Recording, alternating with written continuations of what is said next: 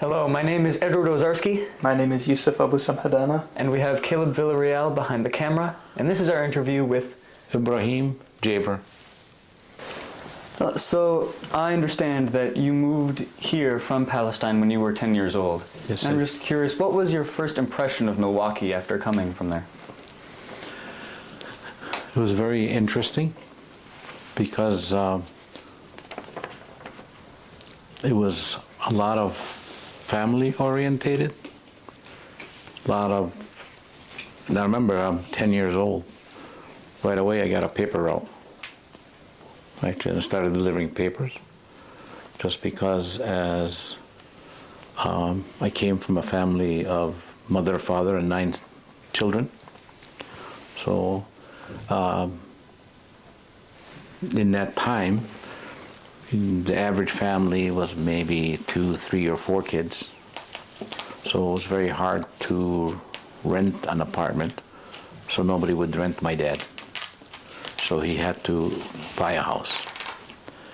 And then Milwaukee was very nice. Everybody was friendly.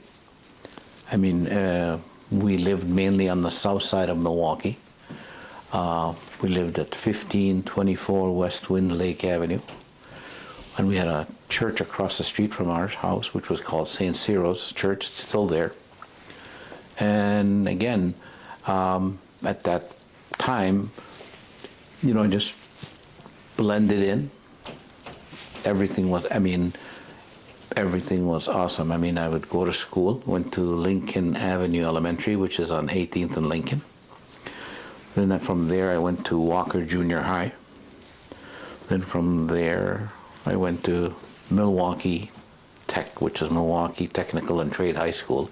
And it had just transitioned from Boys Tech to Milwaukee Tech because it was a specialized school and they had just started being co-ed or accepting girls into them. Maybe when I went there, maybe it was 2, 3 girls in the school, in the whole school at that time. So, but again, the parks were awesome. Seriously. We used to go to Kosciuszko Park. The true pronunciation is Kosciuszko. I don't know if you know that. Okay. So there was an open pool. We used to go there. I think the pond is still there. We used to go fishing on it. Now, mind you, this was 10, 11, 12 years old. And in 1973, we came in 1970. In 1973, we moved to 1023 South 25th Street, which is by Mitchell Park and the Domes. And that was, again, and as things transitioned, in that time, from the time I was 10 till the time I graduated from high school, a lot of diversity came into play into Milwaukee. I don't know if you know, but right at the end of the 60s, this is before we came here, there was the riots, which was 3rd Street, which is now King Drive. And that was like the main downtown, main shopping areas were all that. So at that time, because of the civil unrest at that time, so people were starting to mend, and people were really, really friendly and nice. And I think Milwaukee, and I think people in general are always nice. Doesn't matter. So it was. And then when my father came here, he worked at the Yearbook Bakery, which in Milwaukee, there was like 3 or 4 bakeries in Milwaukee. One of them was Yearbook's. The other one was Mrs. Carl's. The other one was Wonder Bakery. And each one, like Yearbook's, just made the bread and the buns and the hamburger buns and all that. Mrs. Carl's made the Mrs. Carl's bread and also made the Dolly Madison brand of donuts. And Wonder Bakery made the Hostess brand of donuts. So it was like these 3 different bakery companies. There was other smaller bakeries, but a lot of the immigrants, because when my father started working at the Jaegers, in that bakery, which was on 9th and Summers, which is right by MATC downtown.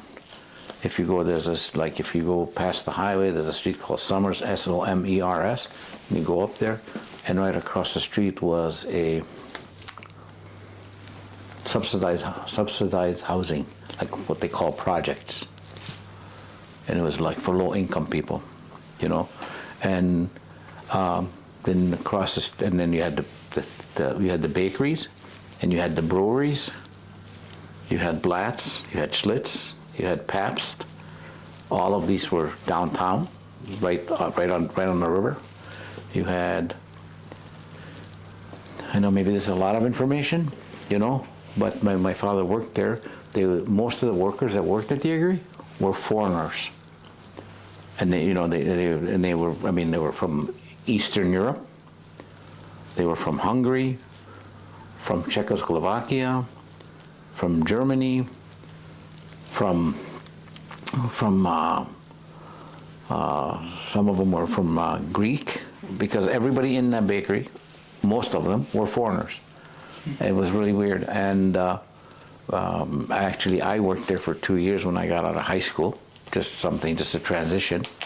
So it was easy with all these places, with all these factories and bakeries and places of employment, because there was other places.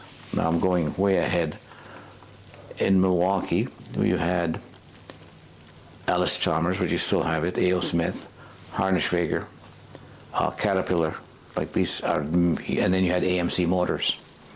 And I don't know if you're familiar with AMC Motors. It was like on 30. It made the AMC Eagle. It was the actual company that made the Jeep.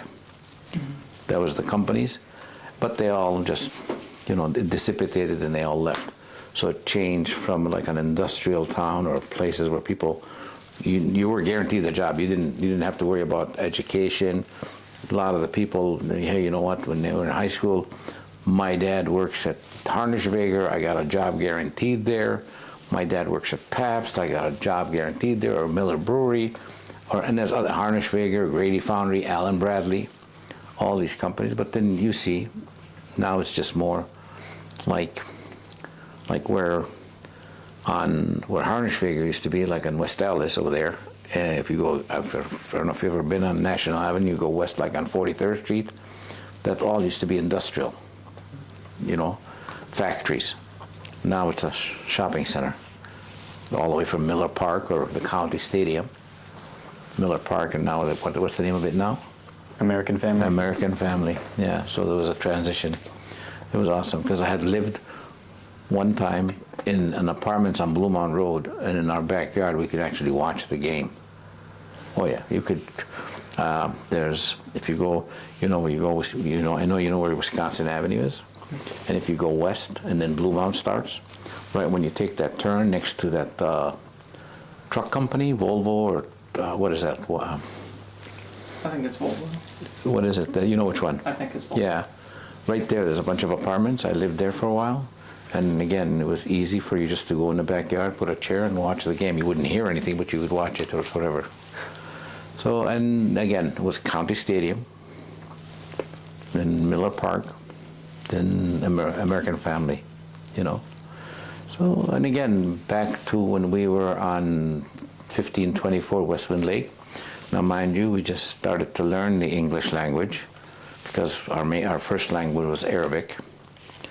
And everybody was very, very nice. And even in my elementary school, I remember one time the teacher told me, and that's how, just making it, we were talking about American history.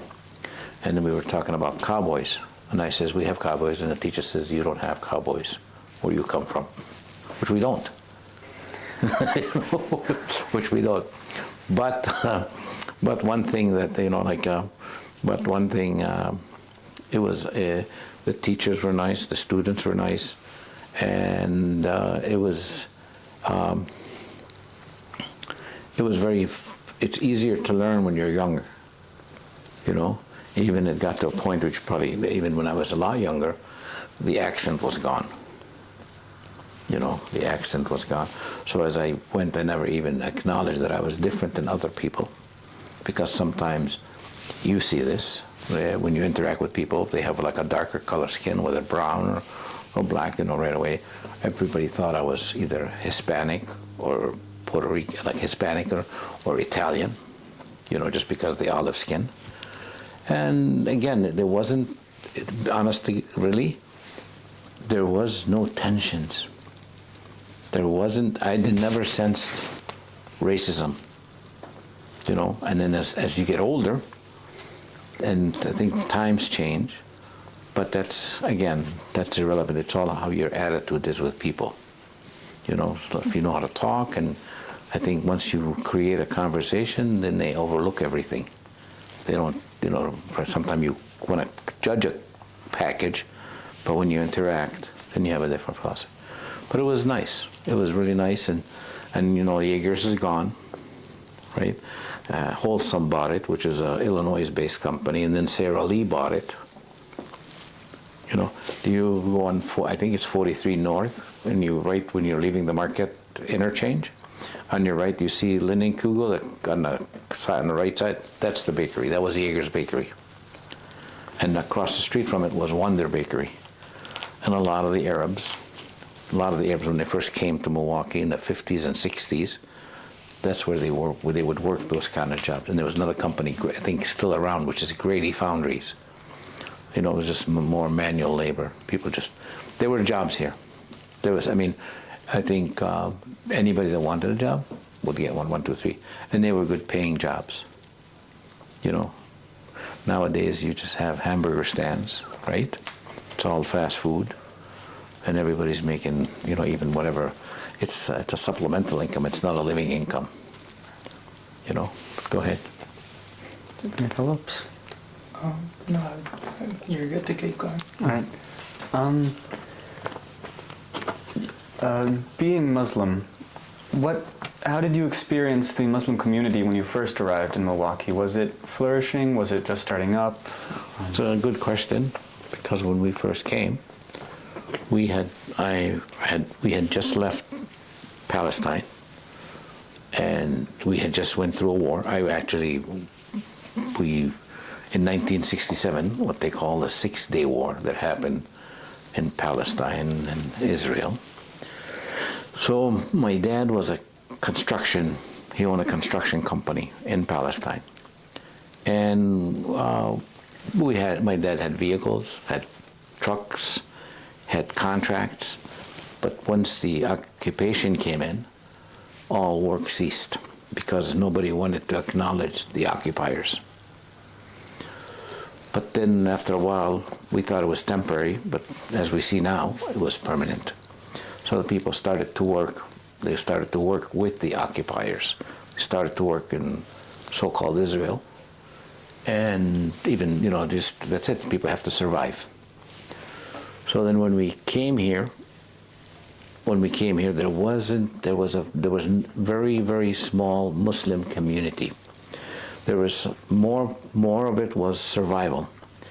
In life, it depends how people always just want to survive. Like if I am here, and it's raining here, or it's cold here, or there's no food here, or there's no shelter here, or I'm unsafe here, and across the street, there's food, there's water, there's shelter, there's safety, there's employment.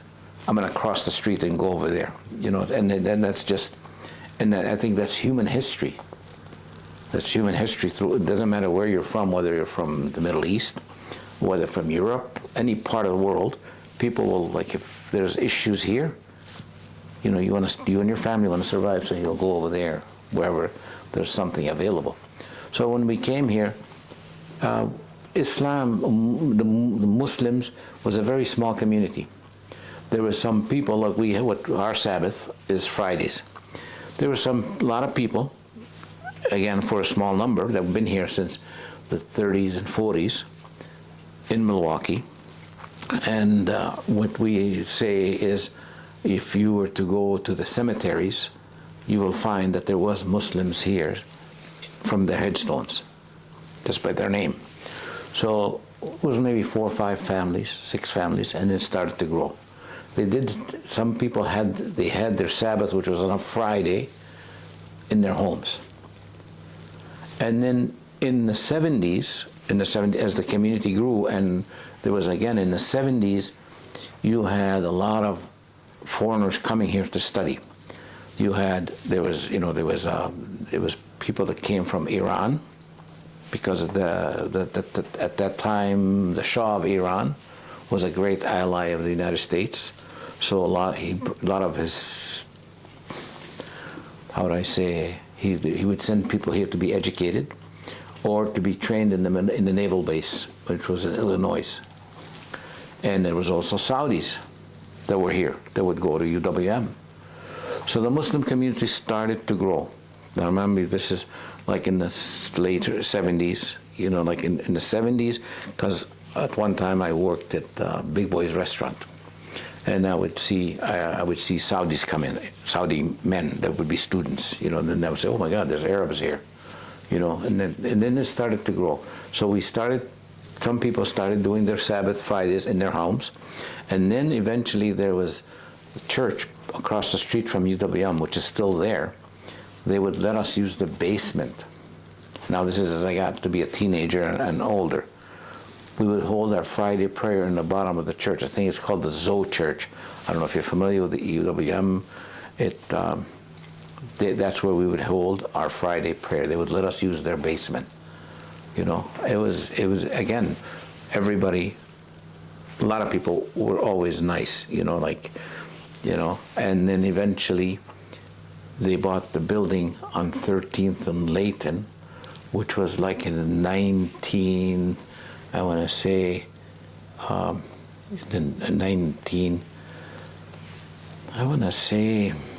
maybe 1990, something like that.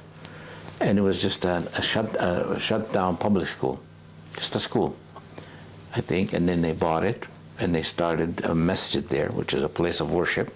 And then one of the rooms was designated for us to do our Friday prayers, and it started. And if you go there today, and I'm sure you have maybe, on 13th and Layton, it's a huge complex, And now they have an elementary school, they have a gymnasium, they have halls, and they also have an elementary building, which is on 8th and Layton, also behind. I don't know if again, that area is growing so much.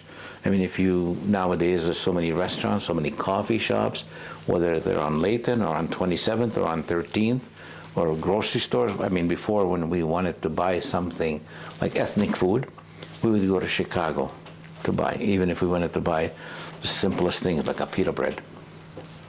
Now, mind you, also now, because I mentioned pita bread, there was also other Arabs that were here, but then again, there's Muslims and Christians.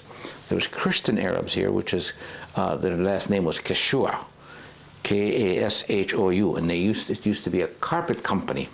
There was, then again, they were Arabs from Palestine. They were Christian, but we don't differentiate. Like in regards to culture, in regards to interaction, we know that this person is a Christian, this person is a Jew, this person is a Muslim. We're all at peace, and that's the truth. Like if you walk by a shop and it happens to be a Saturday and he's shut down, he's a Jew. If you walk by a shop and he's shut down on a Sunday, he's a Christian.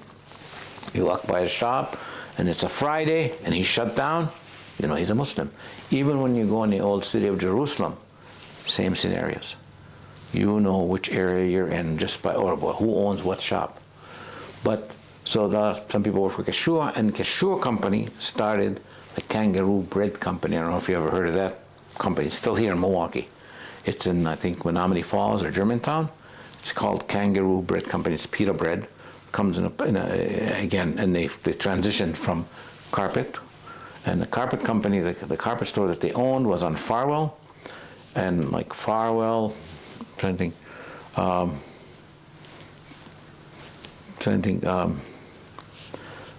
Farwell and right off of North Avenue, a couple blocks south. You know where the Oriental Theater is? Right, is that Farwell or Prospect? It's right on the same block at the Oriental, and I think it's Prospect. and you go south, like maybe a block and a half, right before you cross the bridge on your right, it's still there. Now it's like an art gallery. That was the Kashua Carpet Company. They sold carpet, cleaned carpet, installed carpet.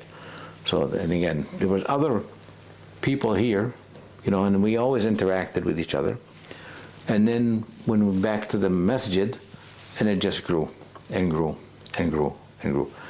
And the masjid, the community grew from, it was never just Arabs or Palestinians, or it was Muslims, and a lot of the founding people, the people that founded this ISM, which is the Islamic Society of Milwaukee, were Pakistanis, Indians, Turks, and Arabs. And when I say Arabs, they could come from Egypt or Palestine or anywhere in the Arab world, you know. And like we have the phrase, we say, Alhamdulillah, all thanks to Allah or to God. And this community has grown so much, and we have one of the largest Muslim schools in America, in Milwaukee. We have the elementary, we have the middle, and we have the high school.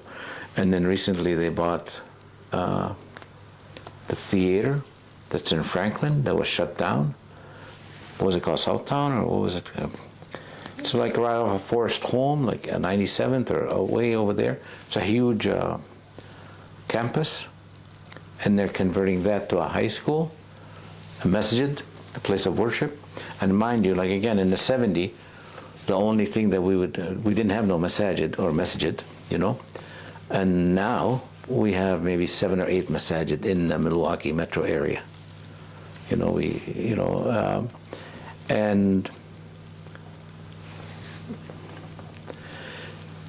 you know, when it comes to Islam, we become passionate. I mean, we become passionate because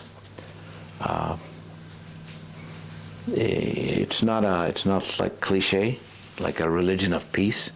It is a religion of peace. It's not. I was listening to somebody. There's like different clips.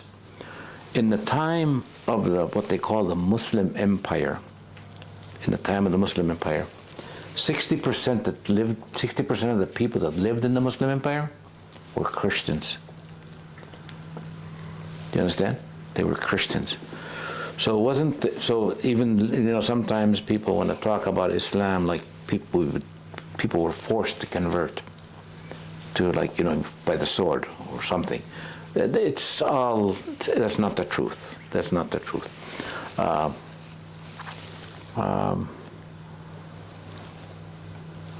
Again, we have a masjid here in Brookfield. Have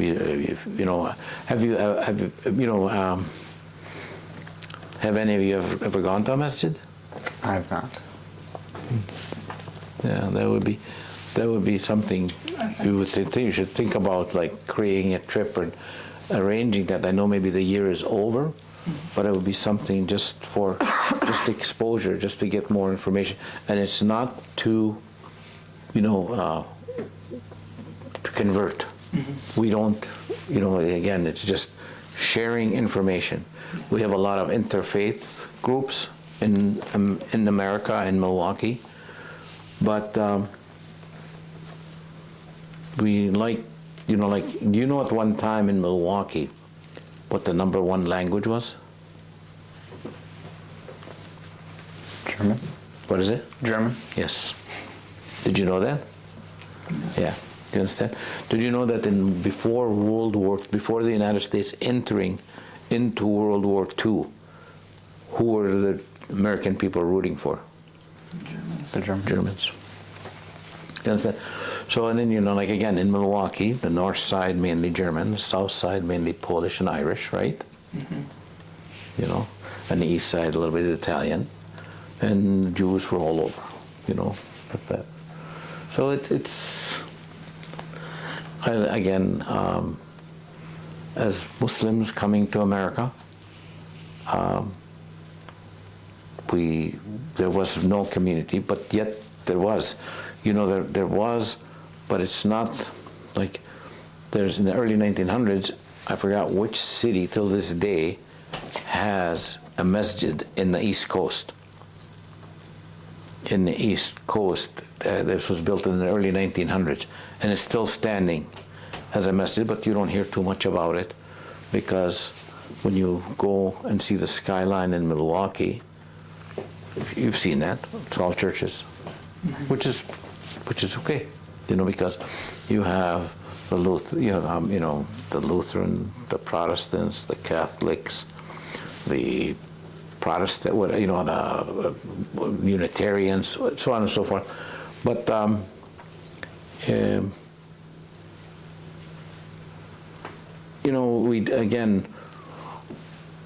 we love to share what we believe. We don't, my 3 children graduated from Marquette. I have 4 children, 4 boys. 3 of them graduated from Marquette. One of them, my son Sajid, he graduated from Brookfield East because he's visually impaired, because they needed the resources. He needed the support. And my other 2 daughters graduated. His mother graduated from Divine Savior. Both my daughters graduated from Divine Savior. And both my daughters attended Marquette University. His mother, just because she got married before she completed her school, but she completed her school in Arkansas State University, because once she got married, she moved with her husband to Arkansas. But my other daughter graduated from Marquette University, and she has 2 degrees. She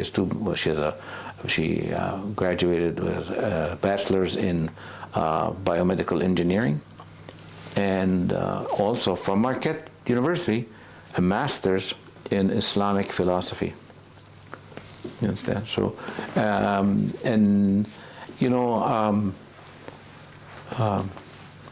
there is opportunity here for anybody that comes, if they want. Sometimes, and you probably see that. You see sometimes people that immigrants, first generation, they're very successful, or maybe they still have that fire. But 2-3 generations later, then they're just assimilated. Like some of my kids, they're just content, which is fine, because they go to school, they get an education, they get a profession, and that's it. I tell them you have to do something else. No, I'm fine. So again, we as Muslims are blessed to live in this country and have the freedom that we have.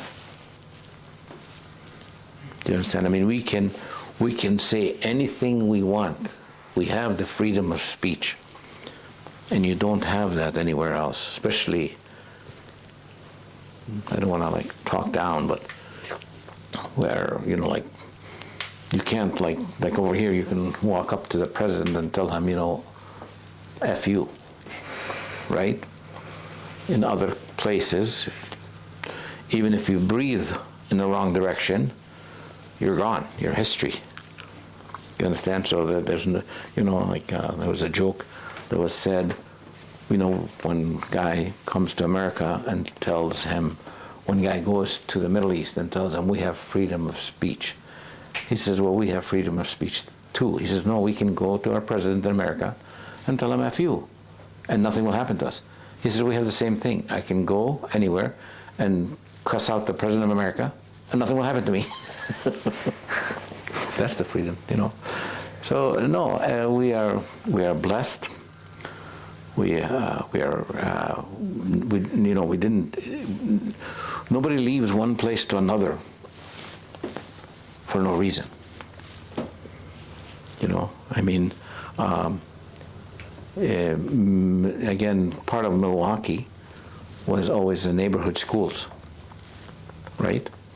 Until you had the civil unrest and the riots, and then they started the busing, right? Mm-hmm. You're familiar with that, mm-hmm. Right?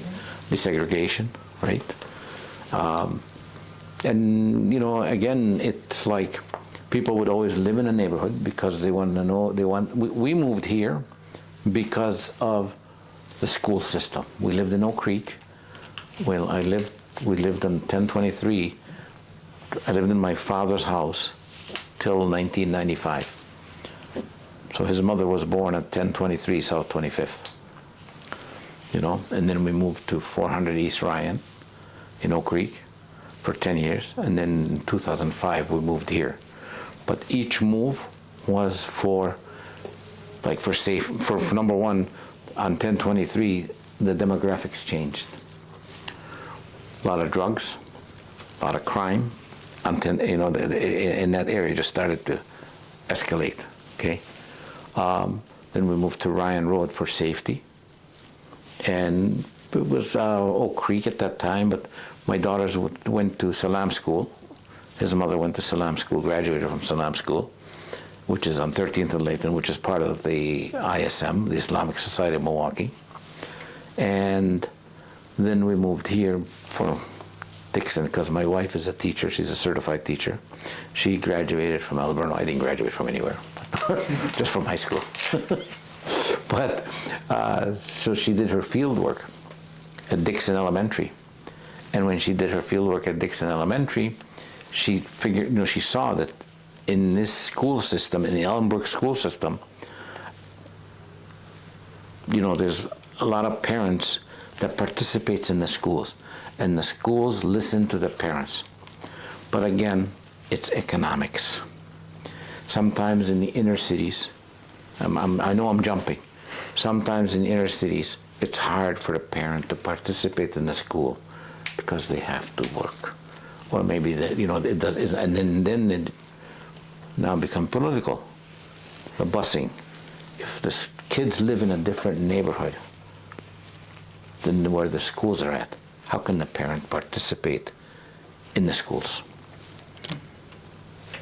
You understand? I mean, we're going to take the kids from here, send them there. You can edit this later. You can take these kids from here. You're going to take them from the inner city of Milwaukee, send them to the south side. Now they're going to be on the bus for half an hour to an hour before they get there. God knows if they had breakfast or didn't have breakfast. God knows what time they got up. God knows what time they went to sleep. So a lot of things that changed. So these, the way the demographic, like again, when these things happen, they affect. It's not to the benefit of the children. So some people are able to move from here to there to better their lives, to better their kids' lives. Again, it just, the demographics changed at 1023. We started finding needles in the yard. We had our house broken into a couple times. We lived in a single family, which was, again, my father's house from 1973, and we stayed there till 1995, and then we moved, and it was just, I was the main breadwinner. My wife mainly, she taught. She went to school while we were married. She graduated from Alberno. She taught at Salam School, for a long time. She was a reading specialist, and she worked for a company that gave support to like private schools for low-level students. Anybody that needed one-on-one, she would take them out of that class and give them one-on-one, like tutoring or opportunity, something where they need to have a one-on-one. So it is. It's very nice, and we loved Marquette High School. They were very accommodating. The teachers, even the Divine Savior, the nuns, they loved my daughter, and they loved all the other Muslims that went there, because at that time, there was other Muslims that went there, and in the beginning of the school, my daughter did not wear the scarf, and the scarf is a choice. It's not a mandatory. It's not forced on them. You know that, right? You know that? It's not forced on them. It's a choice. A daughter will say, I want to wear a scarf, or I don't want to wear a scarf. A woman will say, so my daughter and her friends started to wear a scarf, and they're still wearing the scarf, which is called the hijab, So and they were, and they all excelled in these schools, And there was other Muslims that went there that never wore the scarf, and still till this day don't wear the scarf. It's just a choice if they want it or not. But again, Milwaukee is a beautiful town. A lot of opportunities. A lot of nice people. I mainly worked in the inner city. So I interacted with a lot of African Americans, and I loved dealing with anybody. Before I worked in the inner city. When I graduated out of high school, I studied plumbing. So I was on the plumbing apprenticeship list for 5 years. But in that process, I was doing handyman work, or like plumbing work, just like a handyman. So I would go everywhere, and I would interact with people, and again, very pleasant.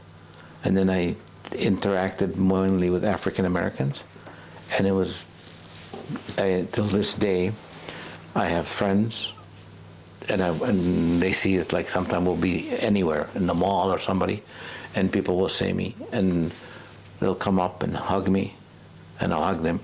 And it's like,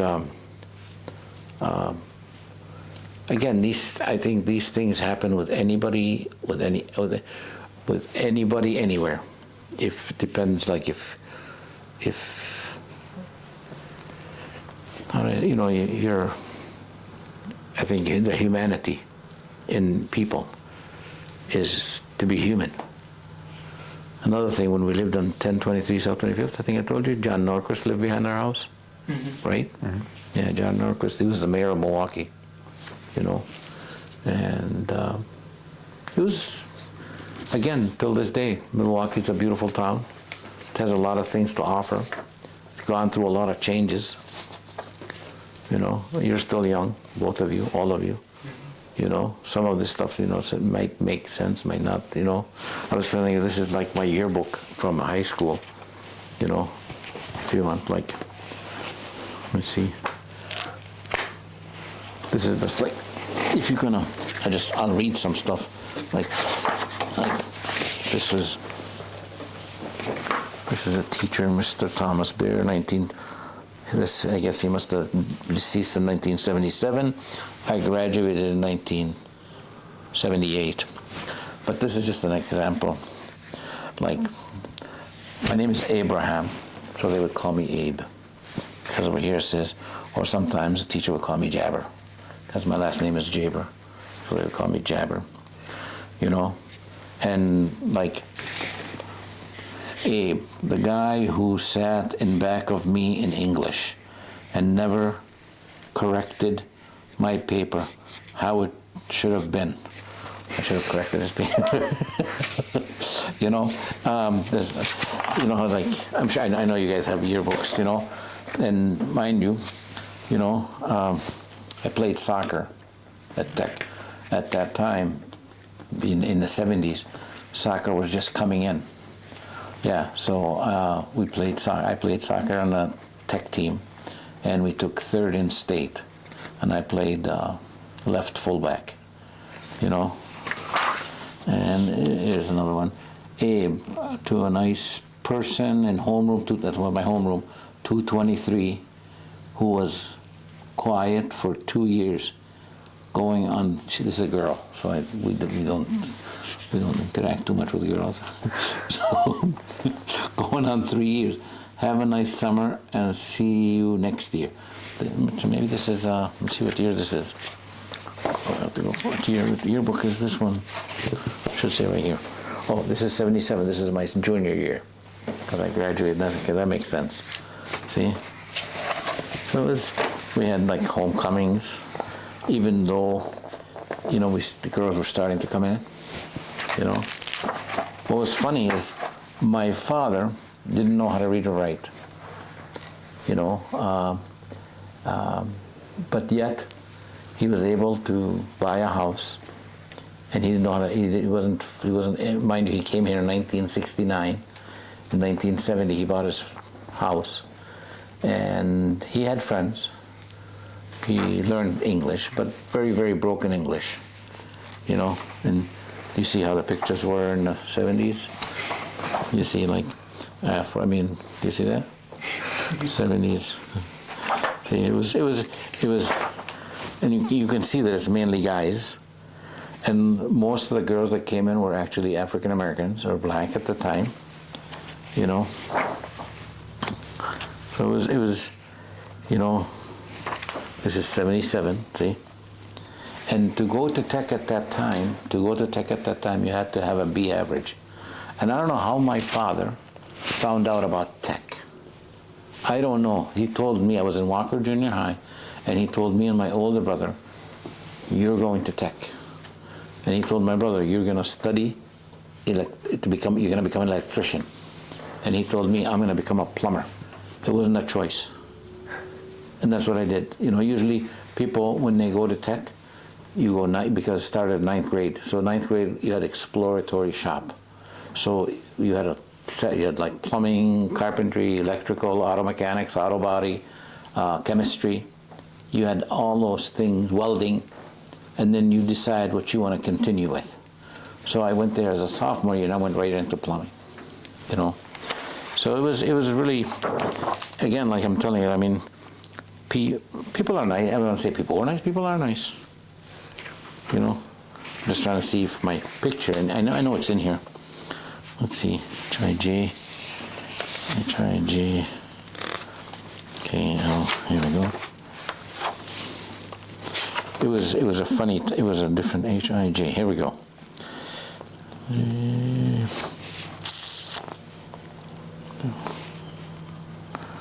Let's see.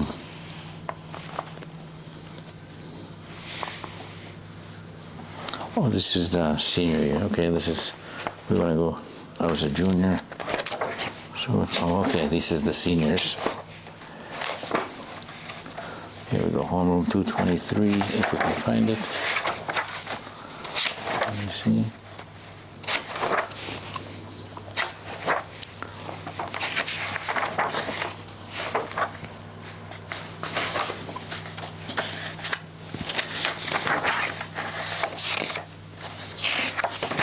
So you have to maintain a B average and keep the B average to stay in the school. But then it changed. Yeah, it changed and it became Bradley Tech. Once you got it, there's no requirements. Sometimes people think when you have those, it's bad for you. But when you have like a certain grade to maintain, you know, it was it pushed you harder. Do you agree? Mm-hmm. But if you know, instead of like what they would do, they would change the testing to make people pass. You know, what kind of a club we had at the school? We had a gun club. People would bring their guns to school. Did you know that? No, we had a gun club. We had a teacher, his name was Teschendorf. He was a history teacher. And when we would get around to study World War II, he had a gun collection. And he would bring his gun collection from World War II, and he would put them all out on display them on the tables.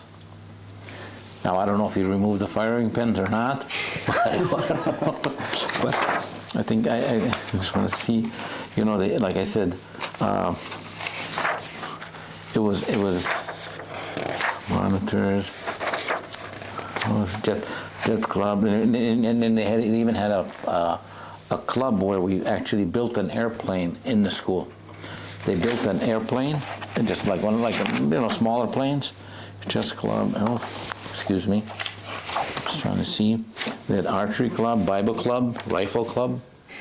See that? Look, there's a kid standing with guns.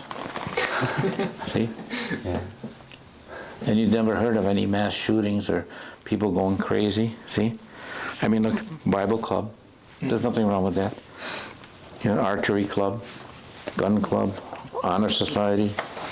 You know, chess club, math club. I mean. Just a lot of, and people would walk, they would bring, you know, you won't see that today. You won't see, I mean, in a public school, have a Bible club. Mm-hmm. In a public school or any school, have a gun club. You know, It was, again, it's just, I haven't looked at this book in a long time. So, that's cool. We used to have on National Avenue, where Milwaukee Tech was, I'm not gonna hold you anymore, we had a tunnel that would cross from underneath the street to cross from the school, Tech, to the south side of the street of National Avenue. And there was a grocery store there that every day would make lunch and sell sandwiches, so that people would be lined up. You had an option, either bring your lunch, eat lunch in school, and when you're in high school, sometimes you want something different. And we had another place where you can buy, it was called the lunch box, where that was part of the school system. But there was always, I think that tunnel is still there. The school that was across the street from where we were at was called View, V-I-E-W, school. I think now in that whole area, and mind you, there wasn't that many Hispanics, but now that whole area is Hispanic, Which again, that's another how Milwaukee grew. How Milwaukee grew, like in regards to ethnics. Like you go on National Avenue, it's all Hispanic, right? Germans, there's no one place concentration of Germans or Polish or Italians anymore. It's like more, very, very diverse in Milwaukee, and you can see that in the malls. You can see that in places of employment, like if you go to whatever you go. Anything else? I don't really know where to continue from there. Right. I know I jumped around a lot. There you go. No worries. Actually, so you were talking about yeah. So you were talking about how you had studied plumbing, and you kind of witnessed the de-industrialization, Yes. all of that happening. You talked about companies like A.O. Smith and Allen Bradley Yes. and Harnish Fager, and I just wanted to know more about the kinds of things that you were seeing at that time, being in a trade or something. That's a good question, because that reminded me of something when I first graduated from high school, and I graduated in plumbing. The construction trade in America was at zilch. There was no new construction, because at that time, do you know what the banks were charging in interest rates? 24%. 24%. Just imagine you wanting to buy a house or a home at that rate. And I think this is this was just nothing. But then within 5 years after that, then they lowered the interest rates. The interest rates started to go down. Now, nowadays you pay 24 on a credit card, okay? On a home loan you pay 4, 5, 6, or 7, or 8, whatever it is, But just imagine yourself at that time. Nobody's gonna buy a house, So then it started to go down. So once I was on the apprenticeship list, I already started to do something different. And I was married, and I started to have children, because I got married when I was 23. Okay, so when you get married, I already had a certain income level. So for me to do the plumbing apprenticeship list, I would have to take a pay cut. But eventually, over 5 years, I would be back up there, because the apprenticeship list in the plumbing trade is a 5-year apprenticeship list. So once you become a journeyman, when you start as an apprentice, and when you complete your apprenticeship list, when you complete your apprenticeship, you become a journeyman. And at the journeyman plumber, now you're making the money. And then you can become a master plumber, then you can actually start a company. You can't start a company unless you're a master plumber, and then you can pull permits. So by that time, I already started to do something else. I already had a different income level, and I had more responsibility. It wasn't just me, because my father had passed away, And I was like the next in line. Well, I wasn't the next in line, but I was the one took in charge of the family. I had like my siblings and my mother to take care of. So it was me, my wife, my kids, and my mother and my siblings. So we had a business, which happened to be a grocery store on 35th and Lisbon, which was not that far away from Marquette High School. And I was there from 84 till 2007. And then in 2000 I built a gas station and whatever, so on and so forth.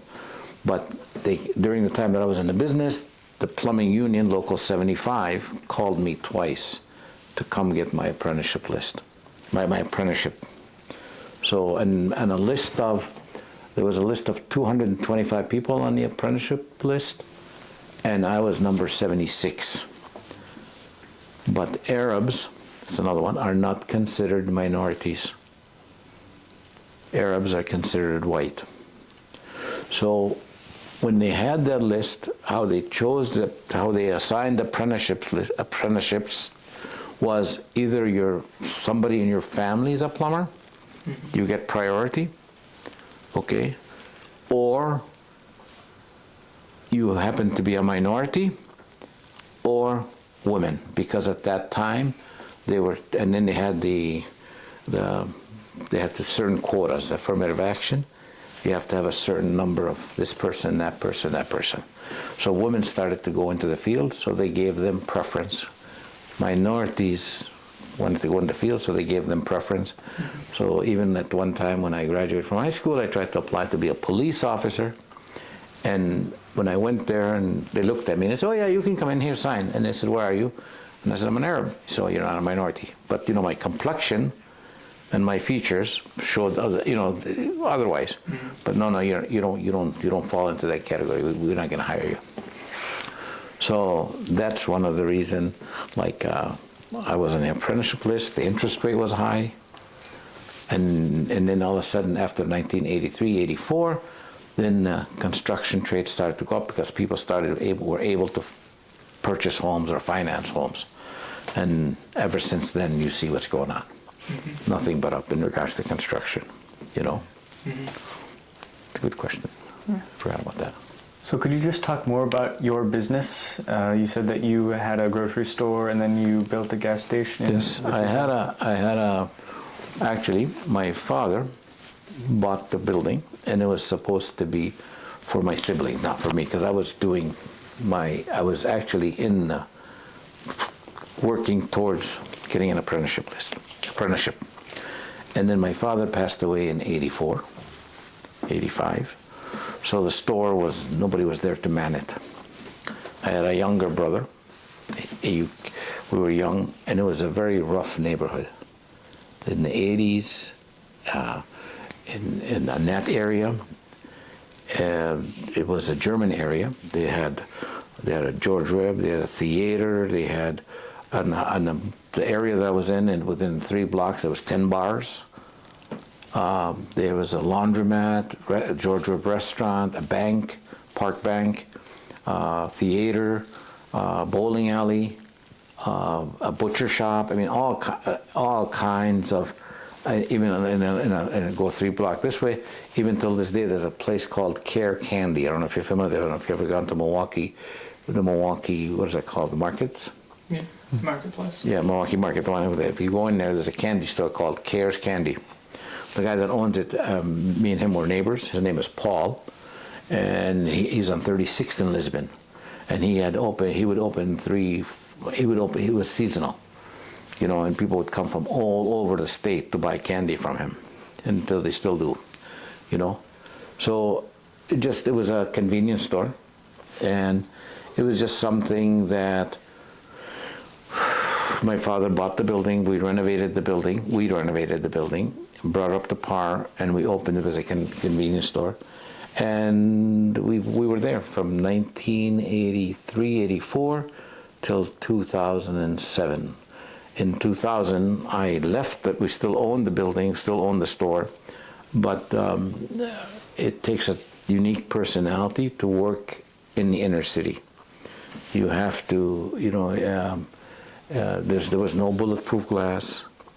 there was, I mean, there was like you have to do a lot of de-escalation. Do you understand? I mean, people. So, and I was I was telling somebody recently, I enjoyed that time at that location. It was very easy, very simple. I seen 2-3 generations. Do you understand? I mean, I knew everybody by name. If I didn't know them, I knew their mother or father. Seriously, I knew them. And it was more of a neighborhood family thing where, like, hey, don't do this, I'm gonna tell your mom.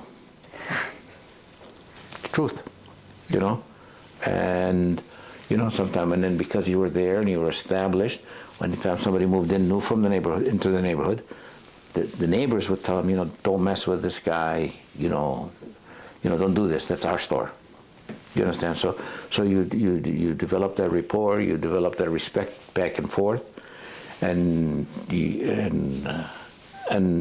for somebody to last, and anybody to last that long in a neighborhood, and no issues, never been robbed, never got robbed. Even at the gas station, I never got robbed. I was in a gas station for 22 years, never got robbed, never had bulletproof. Now every gas station has bulletproof, always interacted with the customers, neighbors, so we are people, we are people persons, or how do we love to talk and we love to share things. So that was, and like I said, 35th Street, and I know you know it, when my kids used to go, sometimes I'd have one of the workers go pick them up and bring them to the store till I was able to get off and take them home, But it changed, it changed a lot. Lisbon Avenue is a main thoroughfare to get from downtown Milwaukee to the west. People used to take Lisbon just to get out of the city. Some people would take the highway, but a lot of people would take Lisbon Avenue. It's changed a lot now. They in that whole block, they put a St. Andrew's Church, that whole across the street from us, where we were, and they also there used to be a dental office next to us, which is called Family Dental. It was his name was Randy Seapluck. He was actually a Marquette College graduate, dental. So I think they had a program where when you graduate from that, he told me, when you graduate from that school, people would open up these dental offices and they would sell them to these graduating dentists, And now he's a consultant at Marquette University, Randy Seapluck, So now it's just they tore the building down. There used to be nightclubs. That's true. They used to, on Lisbon Avenue, there used to be nightclubs, where you have live entertainments and dancing and so on and so forth. And used to be bakery, like the pizza places. I mean, it was unbelievable, that area.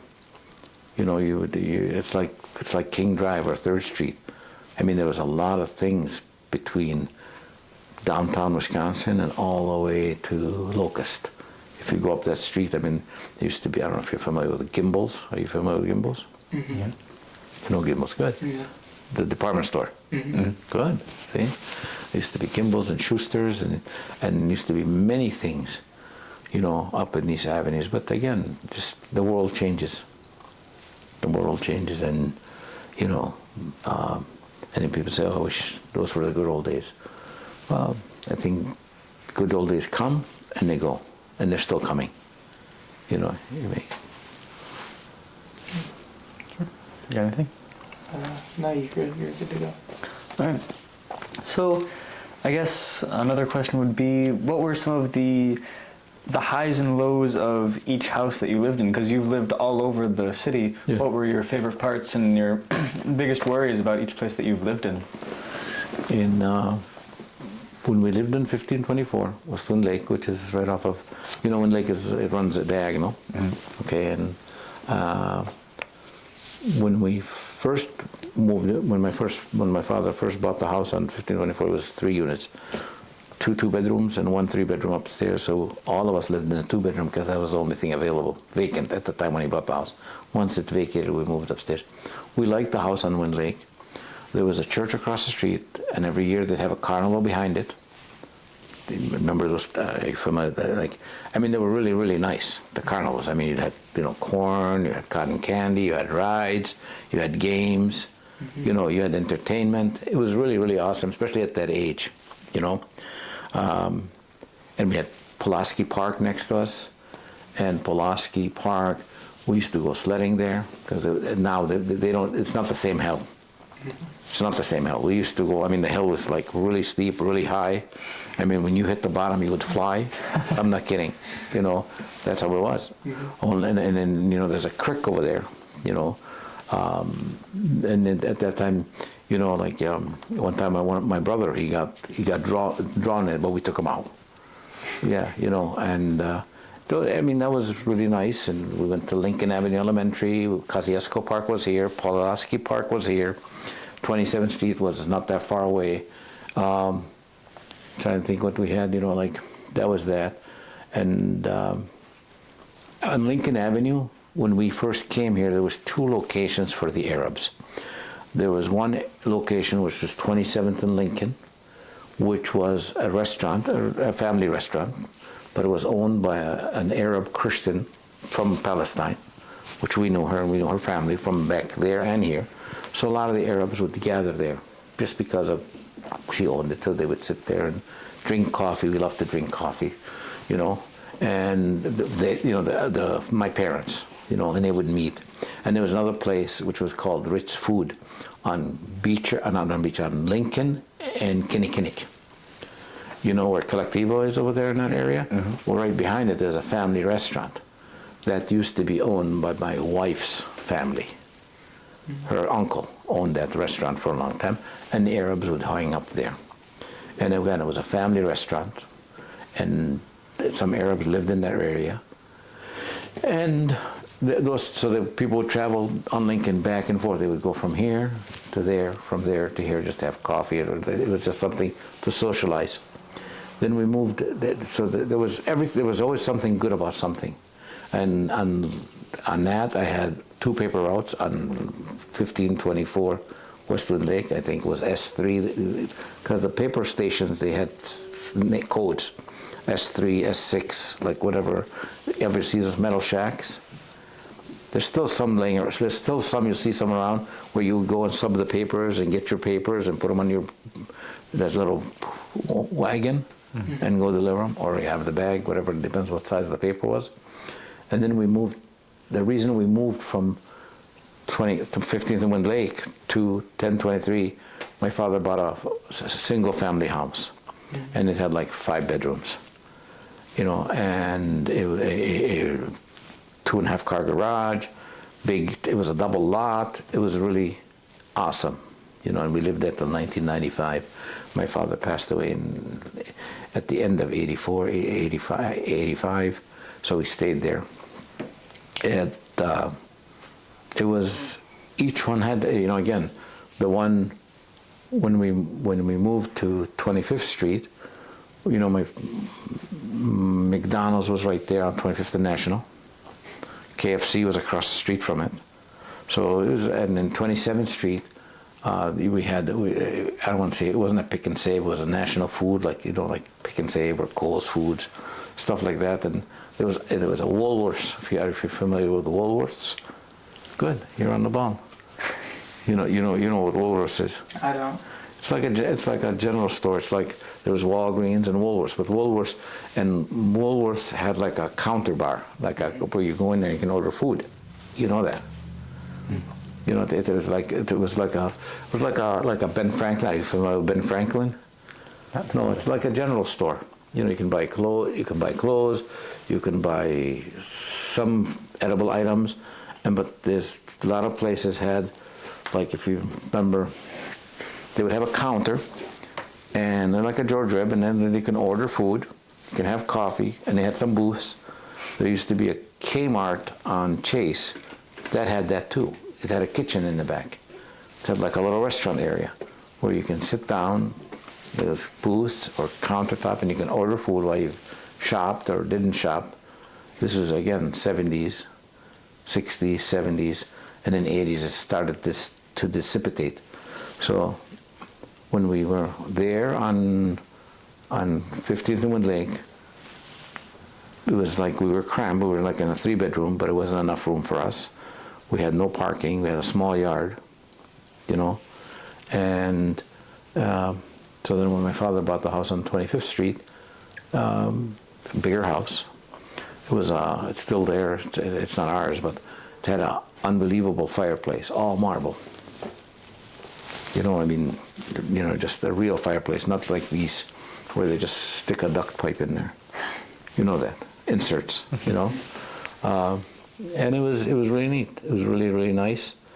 And the neighborhood was nice. And on Wind Lake, when we lived, we knew every neighbor.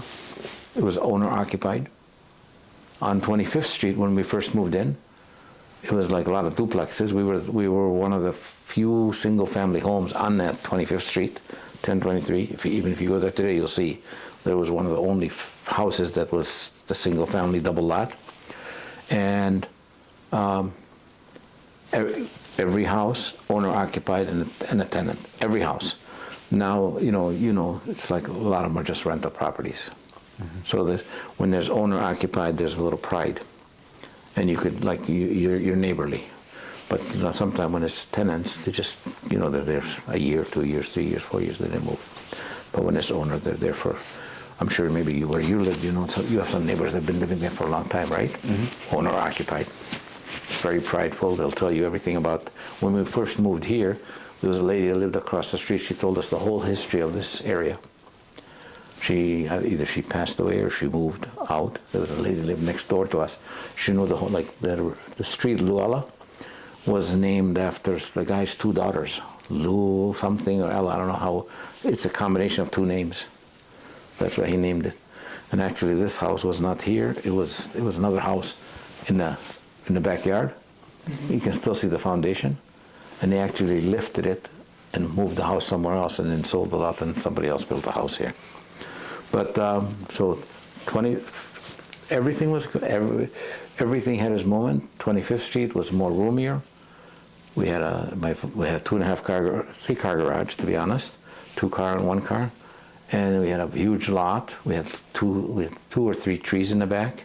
It was 2 stories, and we were close. My father bought more buildings.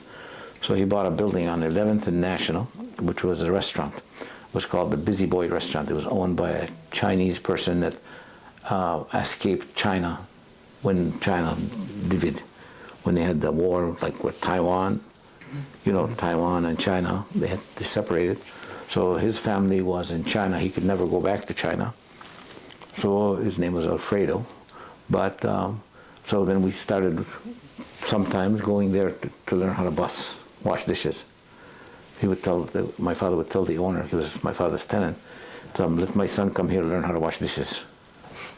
You understand? Mm-hmm. Volunteer, not for pay. But that's the best way. Yeah. That's the best way to learn is, you know, like you learn something. So everything was really, really good. And it was for me going to tech from there, because we moved there in 73. I graduated in 78. I would just get on the bus on 25th and National, go all the way to 5th and National, get off the bus, and sometimes I would walk. I would walk all the way down or walk all the way back. It wasn't, you know, I used to walk from 15th and Wind Lake to Walker Junior High, which is on 32nd and Burnham. You know, it was nothing to walking. You know, I mean, how would I say this? I mean, you know, like, I mean, some people still walk, right? To school? Yeah, sure. Yeah. I mean, it's not that far. I mean, depends where you're at, right? Mm-hmm. Yeah. So, and again, we didn't have the busing. We didn't have like parents dropping us off or picking us up. You know, we had to be at school at 6 or not 6, but 7 or 8. We'd make sure we'd be out there walking at that time, like And sometimes we'd ride our bicycles, sometimes, you know. So each one was an experience, you know, like in the neighborhood, on 25th Street, we also had a church across the street from us, which was St. Matthew's. And then also, believe it or not, they would shut down the street, and the carnival would be right in front of our house again. Seriously, carnival, I mean rides, food, entertainment. You know, it was at that age, you know, it's like memorable, you know. Yeah. You know, and we knew the neighbors, and then and again I had a paper route, you know, I would after school every day, and it was funny because, you know, whatever money I made I would give to my father. Oh yeah, you know, that was to support the family, you know. My wife was telling my kids, my sons, she told me, you know, us as parents don't ask nothing of you. But most parents in our culture, parents ask something of their children or expect something of their children. Do you understand? Like, I mean, again, I want to say, like, alhamdulillah, we're good, but there's parents that can't wait till their kids are of working age to have extra income. You know, I mean, I don't think any of you see that, you know, but I mean,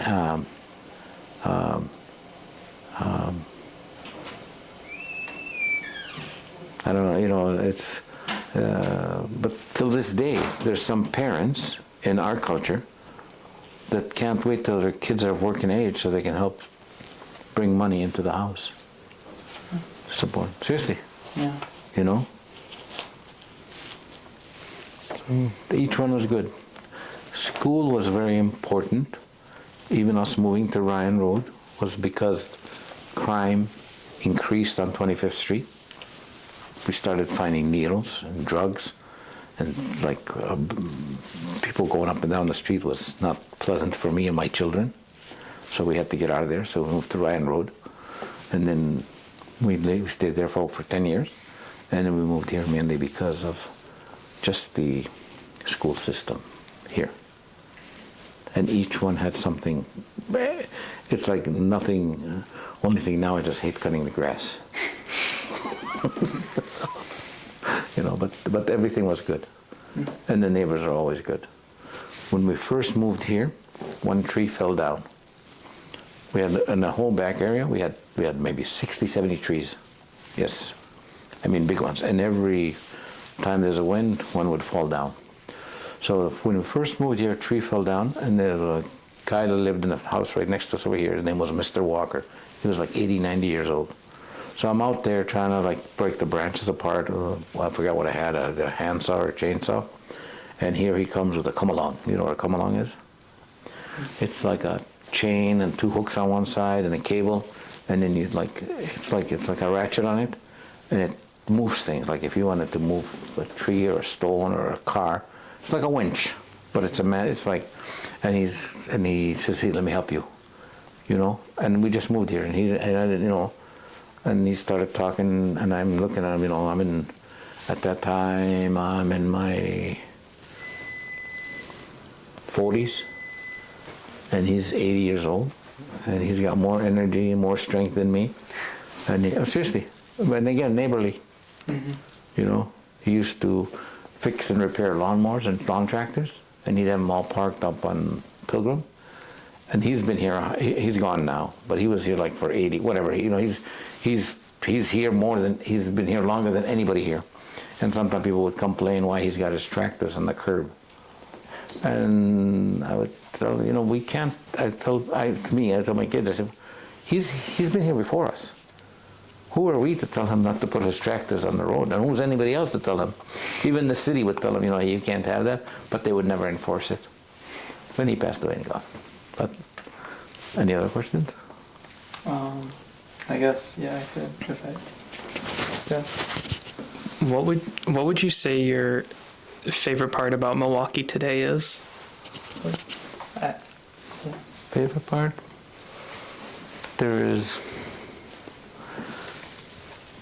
I love the climate. because I have relatives all over.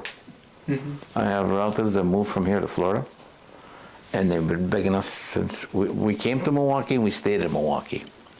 And that's very rare. A lot of people came, when they came to America, they moved from New York to Florida, North Carolina, Arizona, Denver. I mean, there's Arabs everywhere. I don't know if you know, and we have relatives everywhere. So Milwaukee, we were just in Florida last week, and I can't stand Florida. We were in Naples. It's too hot. You can't even take a walk. You know that, right? Yeah. No, you can't. I mean, you can, it's okay, hey, it's great. And I'm sure you guys are young, full of energy. You'd love to go there. But we went to Arizona, too hot. We went to West Palm Beach, too hot. We went to Louisiana, too hot. Drove through Texas, too hot. I mean, it's good. I mean, over here, it's getting like last week was in 70s, 80s. Now it's 50s, right? So we're good. I love the weather, and I love, again, in Milwaukee now, the ethnic food. If you like food, and everybody likes to eat, that's one thing. Is like we were at a wedding yesterday, and they were talking about the food. Yeah. How much food, how each restaurant, which restaurant has the best food, And there's parks, there's the lakefront, there's bike riding, right? There's trails you can go to, right? You can go swimming. You can, you can go like, how would I say this? Like, you got in West Dallas that it's like a recreation park. Yeah. And in Milwaukee, you're not that far away from Chicago. You're not that far away from Lake Geneva. You're not away, Pewaukee Lake. You're not, you can get up and go north. You can go anywhere and do anything, anytime you want. You can. I mean, my daughter lives in the Bronx, New York, and she likes it there because she does everything walking, because you never want to lose your parking spot. So, but one of my sons lives in Pittsburgh, and again, you always find but Pittsburgh almost has the same climate as us. I don't know if you know that. Same thing as New York. So it's good to have that. It's good to have the hot and to have the cold, right? Unless you can do something different. and then here in Milwaukee, the school system in Milwaukee metro area, the colleges that are here are better than anywhere else. Whether it's the UW system, okay, or whether it's like Marquette or any other college that's around here, and you're not that far away from anywhere else if you want to go to somewhere else. But I know the school system in Florida, everybody that graduates from high school in Florida, they give them an associate's degree with their high school diploma. So they leave there saying, I have a 2-year college degree, but they never went to college. Now this is in Naples. This is a personal experience. I don't know if in any other cities, but I think schooling, like I said back about Milwaukee Tech, you have to have a B average to get in, and you have to maintain a B average to stay. That just made it challenged you more. But nowadays, sometimes some schools, they just want to count how many people graduate, so they can so they can fulfill the statistics, right? And say, well, 99% of our schools, 99% of our students graduate. Or sometimes you see 10 people on the stage with their valedictorians. Have you seen that? It's only supposed to be one valedictorian. Oh, we want to be fair. But so no, I like Milwaukee. Even though we live in Brookfield and we've lived here for 20 some years, anybody tells me where you're from, I say from Milwaukee. Right? Yeah. Some people will emphasize, no. Like some people will live right on the borderline of Naples and Fort Myers. you know. And if you go to certain areas of Naples, it's more ghetto than here. Seriously, more ghetto than here. And they'll say, I'll stay in Naples. I say, well, you know, even though you stay in Naples, it's still, I know where you stay at. But Milwaukee, it's, I go everywhere. I go everywhere in Milwaukee. I like it everywhere. That's it, you know. What do you guys think? What do you guys think of Marquette High School? I mean, the area that it's in. From what I've heard from other people, it can tend to be a little rougher. Yeah. I've heard some rougher stories, but I've never personally experienced anything bad. That's good. I like when my kids went there. One thing I love the most is when they have to volunteer, when they have to do the community service. That's one thing that we're going to be working on at the Islamic Society of Milwaukee in the Salam School, is volunteering, and they're already doing it, but we need to do more community service, because I think that makes the person more rounded. My daughter, when she went in 91st and Capitol, worked in a nursing home, Rayanne. Yeah. Yeah, she went and volunteered there, like in a nursing home or just dealing, and even I'm not sure, but like just to tutoring even, you know. She did some tutoring, like coding, on 21st and Hampton.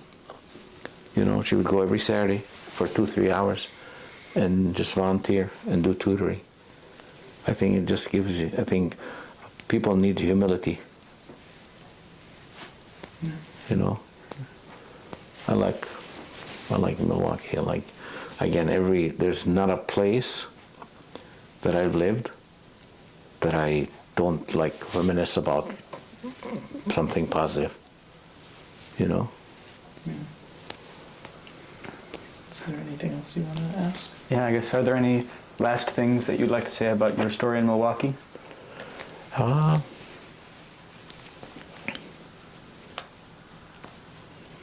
It's my home, you know. You know, my father is buried in Forest Home Cemetery, you know. You know, like we have a saying back home, the cemeteries tell our stories. Cemeteries tell who we are. Some people say this is my country. I said, no, go ask the people in the cemetery whose country it is. And I'm not talking about 100 years. I'm talking about thousands of years. Because I am jumping the gun, but where we come from, we bury our dead the next day or the same day. I don't know if you know that. We bury our dead, and we don't like to embalm. But what happens is, like if I die, I'll go find my father's grave, push his bones to the side, and lay me next to him. And then on the headstone, you just put so and so and so and so. So our like I said, my father is buried here, and it's not just my father. I have cousins. I have, and it's not just us. You go to the cemeteries, and you'll see the history of Milwaukee, right? Mm-hmm. You'll see the names. You'll see Schuster's. You'll see Gimbel's. You know that. You see Pabst. Mm-hmm. You'll see the Schlitz. You know that. You see all of the people, the founding fathers of this city, mm-hmm. are in Forest Home Cemetery. Mm-hmm. And that, you know, and then in what is it, 1848? It's over 200 years old. Mm-hmm. Milwaukee almost, right? Yeah. That's 175, you know, whatever. So no, and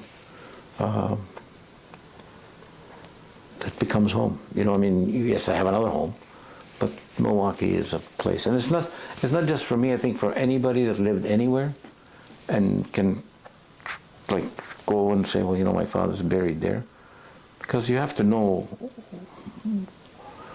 who you are, where you come from, who your family is, right? Because every one of you has a last name, you know, and that name didn't just appear. You know, somebody acquired it, you know. I love Milwaukee, seriously, you know. I've gone to baseball games when it was County Stadium, because when we would be paper boys, when you canvassed, you would win an award, you would get free tickets to the Brewers games. And I've been all over Wisconsin. I've been to north. I've been to the west, you know. And then again, come right back to Milwaukee, you know. Yeah. Thank you. Yeah. Thank you. You're welcome.